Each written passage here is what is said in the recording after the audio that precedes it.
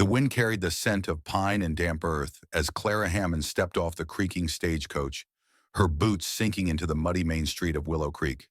The Montana sky stretched wide above a canvas of bruised purples and fiery oranges, promising a new beginning, or so she'd hoped. Her heart thumped with a mix of nerves and defiance. At 32, Clara was no stranger to rejection, but she'd pinned her dreams on this dusty frontier town where a letter from a man named Samuel Grayson had promised her a future, a husband, a home. "You're enough," she whispered to herself, clutching her worn carpetbag. But as her eyes scanned the sparse crowd, a cold truth settled in. Samuel wasn't there. Clara wasn't what most would call a beauty. Her round face and sturdy frame didn't fit the delicate ideals of the time, and she'd spent years enduring whispers and sideways glances back in Boston. Too big, they'd said. Too plain. But Clara was more than her reflection. She was clever kind and unyielding. She'd answered Samuel's ad for a mail-order bride because his words had felt honest. "I seek a woman of heart and strength, not a porcelain doll." For the first time, she dared to believe someone might see her for who she was. The townsfolk milled about their curious stares, prickling her skin. A woman in a starched bonnet nudged her companion, whispering something that made them both smirk. Clara straightened her spine, her chin lifting. She'd faced worse. But as minutes bled into an hour and the stagecoach rumbled away, her hope began to fray. Samuel's absence was louder than any insult she'd ever heard. Finally, a man approached, not the broad-shouldered farmer she'd imagined from Samuel's letters, but a wiry, sharp-eyed man with a mustache that curled like a sneer. "You Clara Hammond?" he asked, his tone clipped. She knotted her throat tight. "I'm Samuel Grayson," he said, but his eyes raked over her, lingering on her curves with a flicker of disappointment. "You're not what I expected." The words hit like a slap. Clara's fingers tightened on her bag, but she kept her voice steady. "And you're late, Mr. Grayson. I expected a man who keeps his word." Her boldness surprised even her, but she wouldn't crumble. "Not yet." Samuel's lips thinned. "Look, miss, I wrote for a wife who'd fit in here.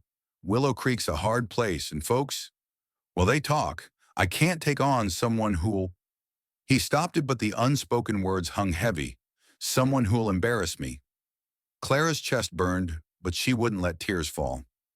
"You mean someone like me," she said flatly. "Too big for your town's small minds." Samuel shifted uncomfortably, muttering something about it being a misunderstanding. He offered to pay for her return ticket to Boston, but Clara shook her head. She hadn't crossed half a continent to be sent back like a faulty parcel. "I'll stay," she declared, her voice firm despite the ache in her heart. "I'll make my own way." Samuel hesitated, then tipped his hat and walked off, leaving her alone in the fading light. As dusk settled, Clara found herself at the edge of town, where the Willow River glittered under the first stars. The air smelled of sage and possibility, but her dreams felt as fragile as the wildflowers crushed under her boots. She wasn't just fighting Samuel's rejection. Now she was up against a town that judged her before knowing her name. Yet something stirred in her, a stubborn spark. She'd come to Willow Creek for love, but maybe she'd find something more, a place to belong, a chance to prove herself. A rustle in the trees snapped her from her thoughts. A man emerged, tall and lean, his face shadowed by a wide-brimmed hat. "You lost, ma'am?" he asked, his voice low and warm like a fire on a cold night. His eyes, catching the starlight, held no judgment, only curiosity. Clara squared her shoulders. "Not lost," she said, "just starting over." The stranger's shadow stretched long across the riverbank, his silhouette framed by the moon's soft glow. Clara's heart stuttered, not from fear, but from the unexpected warmth in his voice. "Starting over's no small thing," he said, stepping closer. His face came into view, rugged with lines etched by sun and time, and eyes the color of the storm clouds rolling over the Montana peaks. "Name's Eli Whitaker. I worked the land out past the ridge. You need a place to settle for the night." Clara hesitated, her pride warring with exhaustion. She'd sworn not to lean on anyone after Samuel's betrayal, but the weight of her bag and the ache in her bones told her she couldn't sleep under the stars. "I'm Clara Hammond," she said, her voice steady, despite the tremble in her hands. "And I'd be grateful for a roof just for tonight." Eli nodded, no questions asked, and gestured toward a narrow path winding through the pines. As they walked, the air grew sharp with the scent of cedar and the distant howl of a coyote. Clara stole glances at him. He wasn't polished like the men in Boston with their tailored coats and slick words. His flannel shirt was patched, his boots worn, but there was a quiet strength in the way he moved, like the river, steady, unyielding, but never forceful. They reached a small cabin nestled against a hillside, its windows glowing with lamplight. "It's not much," Eli said, holding the door open, "but it's warm, and there's stew on the stove." Inside, the air smelled of wood smoke and herbs, and a quilt draped over a chair added a touch of homeliness. Clara's shoulders relaxed for the first time since stepping off the stagecoach. As they sat at a rough-hewn table, Eli ladled steaming venison stew into bowls. "So, Clara," he said, his tone gentle but curious, "what brings a city woman like you to a place like Willow Creek?" His question wasn't prying, it felt like an invitation to share, not a demand. Clara's fingers tightened around her spoon. She could spin a tale of adventure, but something in Eli's steady gaze made her want to be honest. "I came for a man," she said, her voice low. "A mail-order bride, they call it.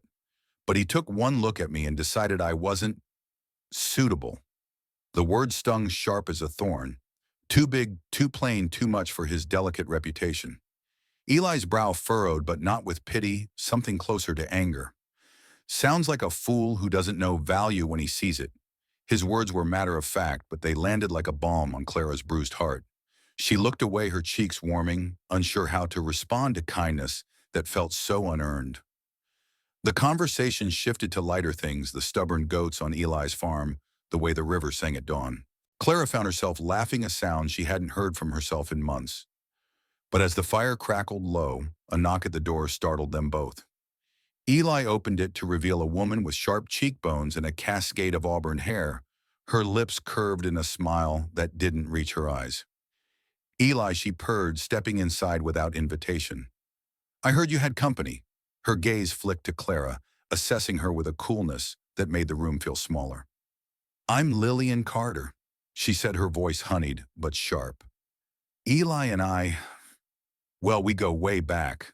Clara's stomach twisted. Lillian was everything she wasn't: slender, poised, the kind of beauty that turned heads in Willow Creek. Was she Eli's past, or worse, his present? Clara's earlier spark of hope flickered. She'd come to this town for love, but already she felt like an outsider caught between Samuel's rejection and Lillian's unspoken claim. Eli cleared his throat, his expression unreadable. "Lillian, Clara's just arrived. She's staying the night before finding her footing." His tone was polite but firm, and Clara caught a flicker of something, loyalty perhaps, in his glance toward her. Lillian's smile tightened. "Well, don't let me interrupt. Just thought I'd check on my old friend." She swept out, leaving a trace of lavender perfume in a heavy silence. As Eli banked the fire, Clara's mind raced. She'd vowed to make her own way, but Lillian's presence felt like a new challenge, one she hadn't anticipated. Could she find a place in this town, or would she always be the outsider, too big for their small world? And why did Eli's kindness make her heart ache with both hope and fear? Dawn broke over Willow Creek like a whispered promise, painting the valley in hues of golden rose. Clara stood outside Eli's cabin, her breath visible in the crisp morning air, the scent of frost and pine filling her lungs. She'd barely slept, her mind tangled with Samuel's rejection and Lillian's icy smile. Yet the sunrise stirred something in her, a resolve as stubborn as the roots of the ancient oaks lining the river. She wasn't here to shrink or hide. If Willow Creek wouldn't welcome her, she'd make it. Eli emerged from the cabin, his hat low, a sack of grain slung over his shoulder. "Morning," he said, his voice warm but distracted. "There's a boarding house in town run by Doña Rufina. She's got a sharp tongue, but a good heart. You'll be safe there while you figure things out." His offer was practical, but Clara caught the way his eyes lingered on her, as if weighing something unspoken. "Thank you," she said, meeting his gaze, "for last night and for not looking at me like I'm a problem to solve." Eli's mouth twitched into a half-smile, but before he could reply, the clatter of hooves interrupted. A horse-drawn cart approached, driven by a woman with silver-streaked hair and eyes like polished obsidian. Doña Rufina, Clara presumed. "Eli Whitaker, you dragging strays into your cabin. Now the woman called her voice rich with a Spanish lilt and a teasing edge. She climbed down her skirt, swirling, and sized Clara up, not with judgment, but with curiosity. You must be the Boston girl who's got tongues wagging already. I'm Rufina. Come on, Nina, let's get you settled. Clara's chest loosened at Rufina's warmth, a stark contrast to the town's earlier stares. As they rode toward Willow Creek, Rufina chatted about the town's quirks, the blacksmith who sang off-key, the annual harvest dance, the way the river flooded every spring. Folks here are slow to trust, Rufina said, her tone turning serious. Especially with someone like Lillian Carter stirring the pot. She's got her claws in half the men here, including Eli once upon a time. Clara's heart sank, but she kept her face neutral. Eli seems kind, she ventured, testing the waters. Rufina snorted. Kind, see, but complicated. He's got scars, that one. Lost his brother in a mining accident years back and it changed him. Keeps to himself mostly, but he's fair. Don't let Lillian scare you off, she's all bark no bite. At the boarding house, a sturdy two-story building with a wrap-around porch, Clara settled into a small room with a quilted bed and a window overlooking the river. Rufina handed her a broom. Earn your keep, Nina, she said with a wink. And don't let this town chew you up. You've got fire in you, I can see it. Clara spent the morning sweeping floors and scrubbing linens, her hands busy, but her mind racing. She needed a plan not just to survive, but to thrive. Back in Boston, she'd taught children to read her love for books a refuge from the world's cruelty. Maybe she could start a school here, offer something the town didn't yet have. But the thought of facing more scrutiny, more whispers about her size or her audacity made her stomach knot. By noon, the boarding house buzzed with boarders, miners, shopkeepers, and a young widow named Mary, who offered Clara a shy smile. Heard you stood up to Samuel Grayson. Mary said, her voice soft. That took guts. Clara's cheeks warmed, but the praise felt like a lifeline. Maybe not everyone in Willow Creek saw her as a misfit. As the day wore on, Clara ventured into town to buy supplies. The general store was a hive of activity, its shelves stacked with flour sacks and tin cans. But as she reached for a spool of thread, a familiar voice cut through the hum.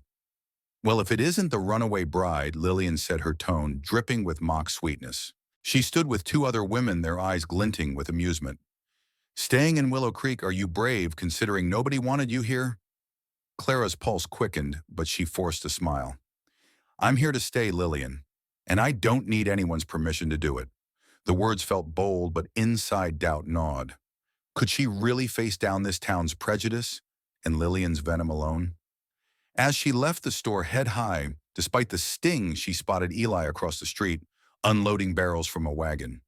His eyes met hers, and for a moment the world felt steady again.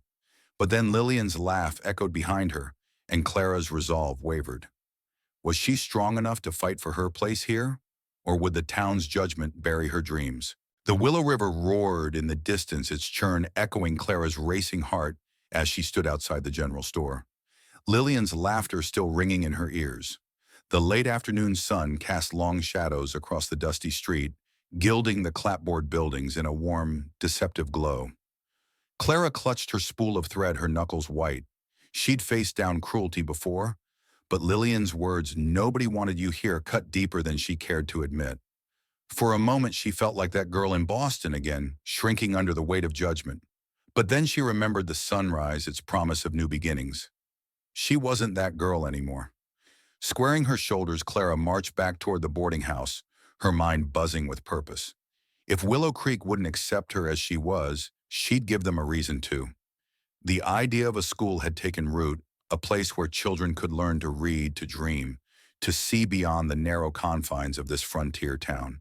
She'd need books, a space, and the town's trust, but Clara was no stranger to hard work. She'd start small, prove herself, and show them what a too-big woman could do. At the boarding house, Doña Rufina was kneading dough, her hands dusted with flour. You look like you've swallowed a storm, Nina, she said, her dark eyes sharp. Clara recounted the encounter with Lillian, her voice steady, but laced with hurt. Rufina's lips pursed. That woman's got a heart like a rattlesnake. But you've got grit.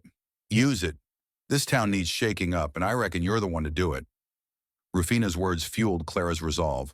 That evening, she sat at a wobbly desk in her room, drafting a plan by lamplight. She'd approached the town council about using the old barn near the church for a schoolroom. It was dilapidated but sturdy, and she could fix it up with help. The thought of asking for that help, though, made her stomach twist. What if they laughed her out of the room? The next morning, Clara found herself at the town square, where a crowd had gathered for the weekly market. The air smelled of fresh baked bread and leather, and children darted between stalls, their laughter bright. Clara's eyes landed on Eli, who was bartering a sack of apples with a grizzled trader. His sleeves were rolled up, revealing strong forearms, and his easy smile softened the rugged lines of his face. When he spotted her, he waved her over. "Morning, Clara," he said, offering her an apple. Its skin was cool and smooth, a small gesture that warmed her more than it should. "You settling in all right?" "Trying to," she said, taking a bite to steady herself. "I've got an idea, a school for the children here. Reading, writing, maybe some history. But I'll need the town's approval and, well, I'm not exactly their favorite newcomer." Eli's gaze softened, but there was a spark of admiration in it. "That's a bold move. This town's got kids who can't spell their own names. If you're serious, I'll help you pitch it to the council. I know a few folks who'd listen." His offer was simple, but it felt like a lifeline, a reminder that she wasn't entirely alone. Before she could thank him, a familiar figure approached Samuel Grayson, his mustache as smug as ever. "Heard you're stirring up trouble, Miss Hammond," he said loud enough to draw eyes. "A school? You think you can waltz in here and play teacher after—" Well, after everything, Clara's cheeks burned, but she held his gaze. "I think I can do whatever I set my mind to, Mr. Grayson, and I don't need your permission to try." The crowd murmured, some with curiosity, others with skepticism. Eli stepped closer, his presence a quiet shield, but Samuel's smirk didn't waver. "You'll need more than big dreams to win this town over," Samuel said, tipping his hat mockingly before sauntering off. Clara's hands trembled, but Eli's voice cut through her doubt. "Don't let him rattle you," he said, low and firm. "You've got more spine than half this town combined." His words steadied her, but as they parted ways, Clara caught sight of Lillian watching from a nearby stall. Her eyes narrowed. Was she plotting something, or was Clara's imagination running wild? That night, as the river's song drifted through her window, Clara penned a letter to the council, her words bold, but her heart uncertain. She was planting seeds in rocky soil, and the harvest was far from guaranteed. Would the town give her a chance, or would Lillian and Samuel ensure her dreams withered before they could bloom? The old barn smelled of hay and forgotten summers, its weathered beams creaking under the weight of Clara's dreams. She stood in its dusty center, sunlight streaming through gaps in the roof, painting golden streaks across her face. This was it, the place she'd transform into a school, a sanctuary for learning in a town that barely knew her name. Her heart pounded with equal parts fear and fire. She'd faced rejection before, but standing here envisioning children with books in their hands, she felt something new purpose. Could she convince Willow Creek to see it too? Clara spent the morning measuring the barn's dimensions, her boots scuffing the dirt floor as she scribbled notes. The council meeting was tomorrow, and her letter, carefully worded, bold yet respectful, sat folded in her pocket. She'd need more than words, though. Samuel's taunts and Lillian's icy glares lingered in her mind, a reminder that this town's approval was no guarantee. But as she worked, the scent of wildflowers drifting through the open door bolstered her courage. She wasn't just building a school, she was building a future. A shadow fell across the threshold, and Clara turned to find Eli, his hat in hand, a coil of rope slung over his shoulder. "Thought you might need help fixing this place up," he said, his voice steady but warm, like the river at midday. "Roof's got more holes than a sieve." "I brought tools." Clara's chest tightened with gratitude. "You don't have to do this, Eli. I'm already in your debt." He shook his head, a faint smile tugging at his lips. "No debt? I believe in what you're doing. Kids round here deserve a chance to learn, and you've got the heart for it." His words were simple, but they landed like a spark, igniting something in Clara she hadn't felt in years, hope not just for herself, but for what she and Eli might build together. They worked side by side, patching the roof and clearing debris. Eli's hands were sure, his movements efficient, but he paused often to ask her vision for the space where the desk would go, what books she'd teach. His interest wasn't polite small talk. It was genuine, and it made Clara feel seen in a way Samuel never had. As they hauled a broken beam outside their shoulders brushing, she caught the scent of leather and earth on him, grounding her in the moment. But the peace didn't last. As the sun dipped low, casting the barn in a rosy glow, a group approached Samuel Lillian and two councilmen, their faces stern. Clara's stomach dropped. Samuel's voice carried sharp and deliberate. "Miss Hammond, you've got no business turning this barn into anything without council approval. It's town property." Clara stepped forward, her voice steady despite her racing pulse. "I'm presenting my proposal tomorrow, Mr. Grayson. This barn's been rotting for years. I'm offering to make it useful." Lillian laughed, a sound like breaking glass. "Useful for a school nobody asked for. You're an outsider, Clara. You think you can just waltz in and change things." Her words were meant to wound, but Clara caught the flicker of insecurity in her eyes. Lillian wasn't just cruel, she was threatened. Eli stepped beside Clara, his presence a quiet strength. "She's got as much right to try as anyone," he said, his tone calm but firm. "And I'd wager her school will do more for this town than your gossip, Lillian." The councilmen exchanged glances, one scribbling in a notebook. "We'll hear your proposal, Miss Hammond," the older one said. "But don't expect an easy yes. This town's got traditions, and you're unconventional." His eyes lingered on her frame, and Clara felt the familiar sting of judgment. As the group left, Samuel muttering and Lillian tossing her hair, Clara's hands trembled. The council meeting loomed like a storm cloud. She'd need to convince men who saw her as an outsider, a woman too big for their small world. But Eli's hand brushed hers as he handed her a hammer, a fleeting touch that steadied her. "You'll win them over," he said. "I've seen what you're made of." That night, Clara lay awake, the river's murmur mingling with her doubts. The barn was a start, but the council's decision would shape her future here. Could she sway them, or would Lillian and Samuel's influence snuff out her dream before it began? The town hall smelled of polished wood and stale tobacco, its air thick with the weight of judgment. Clara stood at the front of the room, her hands clasped to hide their trembling, as the councilman's eyes bore into her. The morning light streamed through tall windows, illuminating dust motes that danced like her fleeting hopes. She'd rehearsed her speech a dozen times, but now facing a row of stern faces and the murmurs of onlookers, her throat tightened. This was her chance to prove she belonged not just to Willow Creek, but to herself. The council's chairman, Mr. Hargrove, a man with a beard like iron wool, cleared his throat. "Miss Hammond, you've requested use of the old barn for a school. Explain why we should entertain this unusual proposal." His tone was neutral, but the word unusual stung, a reminder of how this town saw her. Too big, too bold, too different. Clara took a breath, the scent of pine from the open window grounding her. "Gentlemen," she began, her voice steady, despite her racing heart. "Willow Creek is growing. Your children deserve more than a life of labor.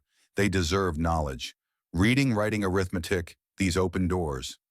I've taught before in Boston, and I can teach here.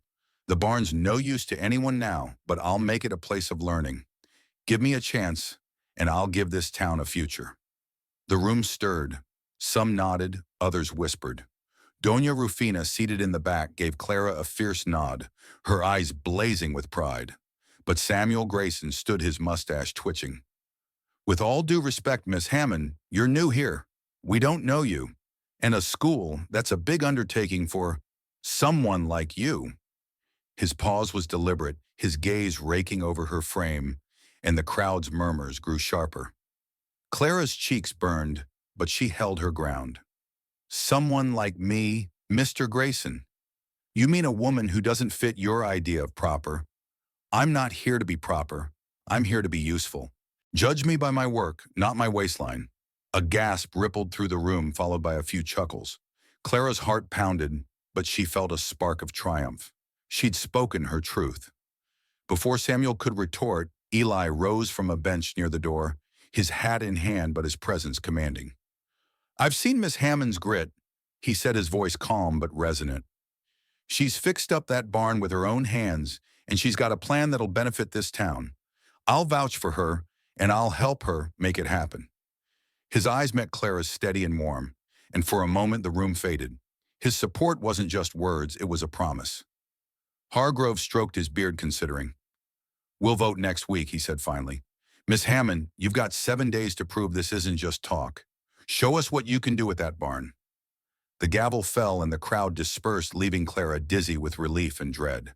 A week to prove herself, it was a chance, but a slim one. Outside, the air was crisp, carrying the scent of wood smoke and the distant rush of the Willow River. Eli caught up to her, his boots crunching on gravel. You were fierce in there, he said, a smile tugging at his lips. Most folks would have buckled. Clara's laugh was shaky. I'm terrified, Eli. What if I fail? She hadn't meant to confess that, but his presence made honesty feel safe. You won't, he said simply. And you're not alone. His hand brushed hers, a fleeting touch that sent warmth through her veins. But before she could respond, Lillian appeared, her auburn hair gleaming in the sunlight, her smile sharp as a blade. Quite the performance, Clara Lillian said, her voice dripping with false sweetness. But don't get too comfortable. This town doesn't take kindly to outsiders overstepping. She glanced at Eli, her eyes narrowing. And Eli, you should know better than to waste your time on lost causes. Clara's fists clenched, but Eli spoke first, his tone low and firm. The only lost cause here is your grudge, Lillian. Clara's doing more for this town than you ever have. Lillian's face flushed and she stormed off, but her parting glance promised trouble. As Clara and Eli walked toward the barn, the weight of the week ahead settled on her shoulders. She had 7 days to transform a crumbling structure and win a skeptical town. But with Eli by her side and Rufina's encouragement in her heart, she felt a flicker of hope.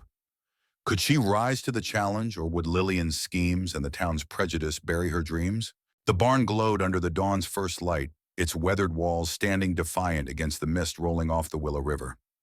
Clara's hands ached from days of hauling planks and scrubbing grime, but each splinter and sore muscle felt like a badge of her determination. She had 6 days left to prove to the council and herself that she could turn this forgotten place into a school. The air smelled of sawdust and hope, but as she hammered a nail into a new shelf, a nagging doubt whispered, what if it's not enough? Eli had been there every day, his quiet strength a constant amid her whirlwind of tasks. Together they'd patched the roof, reinforced the walls, and built simple desks from scrap wood. His presence was steady like the river's flow, but it was his small gestures, a shared canteen of water, a laugh at her stubborn hammering that made Clara's heart stutter. She caught herself watching him, the way his dark hair fell across his brow, the way his eyes crinkled when he teased her about her city manners. Was this what trust felt like, or was she daring to hope for more? That morning, Doña Rufina arrived with a basket of cornbread and a surprise Mary, the young widow from the boarding house, and 2 of her children, their eyes wide with curiosity. They heard about your school, Rufina said, her smile warm. Thought they'd help paint the walls. Clara's throat tightened.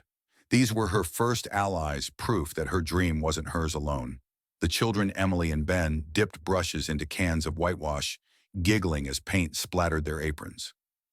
Mary worked beside Clara, her quiet strength a mirror to Clara's own. I want my kids to read like you do, Mary confided, her voice soft. Their pa never had the chance, and I won't let them grow up the same. Clara squeezed her hand, the weight of her purpose growing heavier and sweeter. As the sun climbed, Eli taught Ben how to sand a desk, his patience drawing a shy smile from the boy. Clara watched, her heart swelling. Eli wasn't just helping her, he was building something with her, something that felt bigger than the barn. You're good with them, she said later, as they sat on a hay bale sharing cornbread. Ever thought of teaching? Eli chuckled, but his eyes held a shadow. Not me. I'm better with land than people. Lost too much to think I'm cut out for more. His voice was low, and Clara sensed the pain behind it. His brother's death, the scars Rufina had mentioned. She wanted to ask, to reach for him, but the moment passed as Emily ran up, paint on her nose, demanding Eli's attention. The day's progress was interrupted by a sharp crack at dusk. Clara rushed outside to find a section of the barn's newly patched roof. Collapsed boards splintered and scattered. Her heart sank. How she whispered, kneeling in the debris. Eli's face darkened as he examined the damage. This wasn't an accident, he said, pointing to saw marks on the beams. Someone cut these. Clara's stomach twisted. Lillian's venomous words and Samuel's smug warnings flashed through her mind. Had they stooped to sabotage, the thought made her blood boil, but fear crept in too. With only 5 days left, This setback could ruin everything. She looked at the broken roof, her vision blurring with unshed tears. "I can't lose this, Eli," she said, her voice breaking. "Not now." He knelt beside her, his hand resting lightly on her shoulder. "You won't," he said, his voice fierce with conviction. "We'll fix it. Together." His touch was warm, grounding, and for a moment Clara let herself lean into it, her heart racing with something more than fear. But as their eyes met, a shout broke the silence. Rufina running from the boarding house, her face pale. Clara Rufina called breathless. "There's talk in town. Lillian's spreading lies saying you're wasting the town's resources, that the barn's a hazard. She's rallying folks against you before the vote." Clara's chest tightened. Lillian's sabotage wasn't just physical, it was a campaign to turn the town against her. With the barn damaged and her reputation under attack, the odds were stacking higher. As the river's song drifted through the twilight, Clara stood brushing dirt from her skirts. She wouldn't let Lillian or Samuel steal her dream. But how could she fight a town's prejudice and repair the barn in time? The moon hung low over Willow Creek, its silver light glinting off the jagged edges of the barn's ruined roof. Clara stood in the wreckage, the scent of splintered wood and damp earth heavy in the air. Her hands trembled with fury and fear. Lillian's lies and the sabotaged beams were a 1-2 punch threatening to topple her dreams just days before the council's vote. But as the river's steady murmur filled the silence, Clara's resolve hardened. She hadn't crossed a continent to be broken by small minds. She'd rebuild and she'd fight. Eli worked beside her, his lantern casting a warm glow as he sorted through the debris. "We can salvage most of this," he said, his voice steady despite the late hour. "I'll get new beams from the mill tomorrow. We'll have this roof up by sundown." His confidence was a lifeline, but it was his quiet faith in her that made Clara's chest ache. He didn't see her as too big or too bold, just Clara, a woman with a vision. By morning, word of the sabotage had spread, and with it, Lillian's venomous campaign. At the boarding house, Doña Rufina slammed a pot onto the stove, her eyes blazing. "That woman's telling everyone the barn's a danger, that you're stirring trouble. But I've got ears in this town, Nina. Some folks are starting to see through her." Rufina handed Clara a stack of letters notes from parents like Mary asking for a school, praising Clara's courage. "You're not alone," Rufina said. "Show them what you're made of." Clara's heart lifted, but the clock was ticking. She and Eli rallied a small crew, Mary, her children, and a few miners who'd heard about the school and wanted their kids to learn. The barn buzzed with activity hammers, ringing, and voices overlapping. Clara taught Emily how to mix whitewash, her laughter mingling with the girls' giggles. Mary shared stories of her late husband, a dreamer like Clara, and the miners swapped tales of their own hard-won lives. For the first time, Clara felt the stirrings of community, a fragile but growing bond. Eli was everywhere, hauling beams, steadying ladders, his presence a quiet anchor. During a break, he handed Clara a tin cup of coffee, his fingers brushing hers. "You're doing it," he said, his voice low. "This town's starting to believe in you." His eyes held hers, and for a moment the world shrank to just them, the air thick with unspoken possibility. Clara's cheeks warmed, but before she could speak, Ben ran up, waving a paintbrush, and the moment broke. As dusk fell, the barn's roof was nearly whole again, its silhouette proud against the amber sky. But trouble wasn't far behind. Lillian arrived, flanked by Samuel and a councilman, Mr. Tate, whose pinched face promised no mercy. "This is reckless," Lillian said, her voice carrying over the crowd. "You're endangering the town with this shoddy work. The council should shut this down now." She gestured to the barn, her eyes gleaming with triumph. Clara's blood boiled, but she kept her voice calm. "The barn's stronger than it's ever been, Miss Carter. And it's not just mine, it's for the children, for Willow Creek. Why don't you ask the parents here what they think?" She gestured to Mary and the miners who stepped forward, their faces resolute. Mary spoke up, her voice clear. "My kids deserve a chance to learn. Clara's giving them that. You'd know Lillian if you cared about anyone but yourself." The crowd murmured, some nodding, others shifting uncomfortably. Mr. Tate scribbled in his notebook, his expression unreadable. Lillian's smile faltered, but Samuel stepped in, his tone smug. "We'll see what the council thinks tomorrow, Miss Hammond. Don't get your hopes up." They left, but Clara felt the weight of their threat. The vote was in less than 24 hours, and Lillian's lies had sown doubt. The barn was nearly ready, But would the town's hearts follow? That night, Eli walked Clara back to the boarding house, the stars bright above the river's whisper. "You stood tall today," he said, his voice soft. "No matter what happens tomorrow, you've already changed things here." His hand lingered near hers, and Clara's heart raced. Was this just friendship, or could it be the start of something deeper?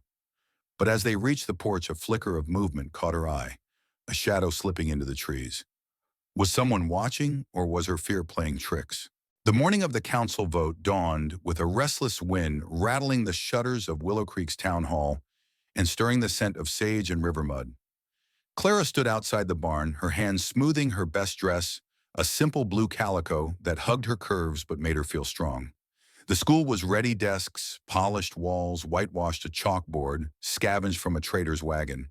But as she gazed at the sturdy structure, her heart churned like the Willow River after a storm. Today the town would decide her fate and the fate of her dream. Would they see her vision, or would Lillian's lies and Samuel's disdain win out? Inside the town hall, the air was thick with tension and the murmur of voices. Clara stood at the front, her notes clutched tightly as the councilmen took their seats. Doña Rufina sat in the crowd, her fierce nod a silent anchor. Mary and her children were there too, Emily clutching a slate with her name scrawled in wobbly letters, a testament to Clara's teaching. But Lillian and Samuel sat near the front, their smug expressions like storm clouds on the horizon. Mr. Hargrove banged his gavel, silencing the room. "Miss Hammond, you've had your week. Show us what you've done." Clara's throat tightened, but she stepped forward, her voice clear. "This barn isn't just wood and nails, it's a promise. I've turned it into a school for your children, a place where they'll learn to read, to dream, to build a better Willow Creek. I'm not asking for your pity, I'm asking for your trust." She gestured to Mary and the miners, who'd helped, their presence bolstering her words. "This isn't my school, it's ours." The crowd stirred, some nodding, others whispering. Mr. Tate, the stern councilman, stood. "The barn's improved, I'll grant you, but we've heard concerns. Miss Carter claims it's unsafe, a waste of resources." His eyes flicked to Lillian, who smiled thinly.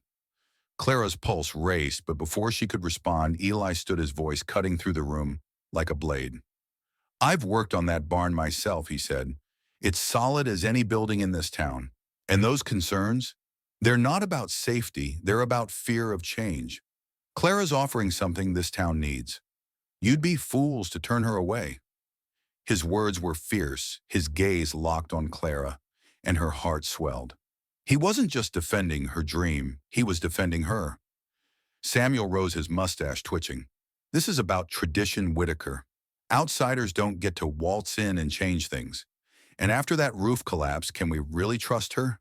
The crowd murmured, doubt flickering in their eyes. Clara's fist clenched. "That roof didn't collapse, it was sabotage," she said, her voice ringing. "Someone cut those beams to stop me. I don't know who, but I know why, because I'm not what you expected. I'm not small or quiet or proper. But I'm here and I'm not giving up." Gasps rippled through the room and Lillian's face paled, her eyes darting to Samuel. Before the council could respond, Mary stood, her voice trembling but firm. "My kids are learning because of Clara. She's not an outsider. She's one of us. Give her a chance." Other parents nodded and a miner called out, "My boy needs the school." The tide was shifting and Clara felt a spark of hope. Hargrove called for a vote. The councilmen huddled, their voices low. Clara's heart pounded as she caught Eli's eye. He gave her a small, steady smile, and for a moment the room's weight lifted. Whatever happened, she'd found an ally, no more than an ally. A man who saw her scars and all and stood by her side. Finally, Hargrove stood. By a vote of 3-2, the council approves Miss Hammond's school. Cheers erupted, but Lillian's face twisted with fury. She stormed out, Samuel trailing her, and Clara's relief was tinged with unease. This victory was hers, but at what cost? As the crowd dispersed, Eli approached, his hand brushing hers. "You did it," he said, his voice soft but proud. "You changed this town." His touch lingered and Clara's breath caught. Was this the start of something deeper, or was she reading too much into his kindness? But before she could speak, Rufina rushed over, her face grim. "Clara, there's trouble. Someone's at the barn torch's shadows. I think they're trying to burn it down." Clara's blood ran cold. Had Lillian and Samuel gone this far to stop her? With her dream on the line, could she save the school and her place in Willow Creek? Flames licked the night sky, their orange glow casting eerie shadows across the barn's fresh whitewash. Clara's heart seized as she ran toward the school, the acrid scent of smoke stinging her lungs. The river's murmur was drowned by the crackle of fire and the shouts of townsfolk gathering in the distance. Her school was under attack, and she knew who was behind it. Lillian and Samuel had lost the vote, but they hadn't given up. Could Clara save what she'd built, or would their hatred reduce it to ashes? Eli sprinted beside her, his face grim, a bucket of water in each hand. "Stay back, Clara," he shouted, but she shook her head, grabbing a blanket from a nearby cart to beat back the flames. Doña Rufina and Mary joined them, rallying neighbors with buckets and shovels. The community Clara had fought for now fought with her, their silhouettes united against the fire's glow. Her chest swelled with gratitude, but fear still gnawed. Would it be enough? As they doused the flames, Clara spotted a figure slipping into the trees. "Eli," she called, pointing. He nodded, his jaw tight, and took off after the shadow. Clara focused on the barn, her arms aching as she swung the blanket, the heat searing her skin. Slowly the fire weakened, leaving the barn scorched but standing. The crowd cheered, and Mary hugged Clara, tears in her eyes. "You saved it," she whispered. Clara's legs trembled, but she stood tall. This was her victory, not just over the fire, but over every whisper that had tried to break her. Eli returned, dragging a sheepish young man, Tom, a hired hand known to run errands for Samuel. He confessed, Eli said, his voice low with anger. Lillian paid him to set the fire. Samuel knew. The crowd gasped and Clara's blood boiled. She'd suspected their cruelty, but this was beyond spite. It was a crime against the town's future. Rufina marched forward, her eyes blazing. "We'll take this to the sheriff," she declared. "Lillian and Samuel won't tear down what we built." The townsfolk nodded their support, a tide that lifted Clara's heart. She'd come to Willow Creek as an outsider, but now she was part of something bigger. As the crowd dispersed to guard the barn through the night, Eli pulled Clara aside, the river's silver light reflecting in his eyes. "You're incredible," he said, his voice rough with emotion. "I've watched you fight for this town for yourself, and I've never met anyone like you." He stepped closer, his hand finding hers warm and steady. "Clara, I don't just admire you, I love you." Her breath caught the words, sinking into her like sunlight after a long winter. She'd come here for a marriage that failed, but Eli saw her strength, her heart, her scars, and chose her. "Eli," she whispered, her voice trembling, "I love you too." Their lips met, soft and sure, the river's song weaving around them. It wasn't just a kiss, it was a promise built on respect and shared dreams. Months later, the school thrived, its walls ringing with children's laughter. Clara taught reading and writing, her heart full, as Emily and Ben scrawled stories on their slates. Eli built bookshelves and benches, his quiet presence her anchor. They married in spring under the oaks by the river, with Rufina and Mary beaming in the crowd.